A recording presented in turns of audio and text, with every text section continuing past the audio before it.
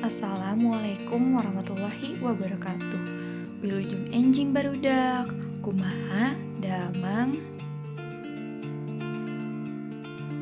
Pek ayeuna siapkeun buku Panglimet Basa Sunda.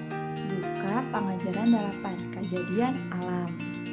Ayeuna urang bade diajar tentang kakawihan sareng kecap pananya.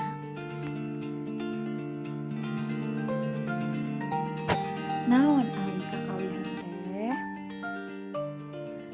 Kakawihan nyaeta salah sahiji rupa lalaguan basa Sunda. Contohna bulantok. Pek ayeuna regepkeun Bu Guru bade nembangkeun eta kakawihan. Bulantok, bulantok, bulan gede, bulan montok.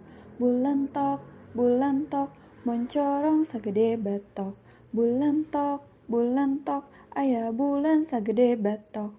Bulanting, bulanting, aya bulan sagede piring. Nah, kakawihan anu Bu Guru tembangkeun nyaeta ngagambarkeun tentang bulan.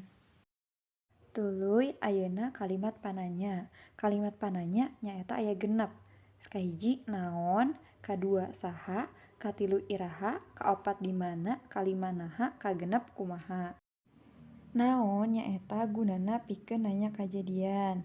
Saha nyaeta gunana pikeun nanyakeun objek jeung subjek. Iraha nyaeta gunana pikeun nanya waktu. Di mana nyaeta gunana pikeun nanya tempat. Tuluy naha nyaeta keur nanya alasan. Sareng kumaha nyaeta gunana pikeun nanya cara. Contona, naon karesep hideep? Saha anu resep main bol? Iraha asep sakola? Di mana Imah Beni? Naha Siti labuh? Kumaha ari nembangkeun kakawihan bulantok? Alhamdulillah materi poe ayeuna entos beres. Nyaeta kakawihan sareng kalimat pananya. Pek ayeuna tugas hideep nyaeta nembangkeun kakawihan bulantok sareng kerjakeun halaman 74 bagian B. Untuk tugas nembangkeun kakawihan bulantok boleh dikirim lewat akun IG-nya masing-masing. Tong hilap tag SDIT Raudatul Jannah. Atawa kirim videonya via WhatsApp ke guru bahasa Sunda. Alhamdulillah pembelajaran hari ini sudah selesai.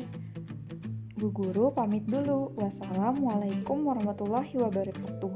Tong hilap 3M, memakai masker, mencuci tangan, dan menjaga jarak. Terima kasih anak-anak soleh. Dadah.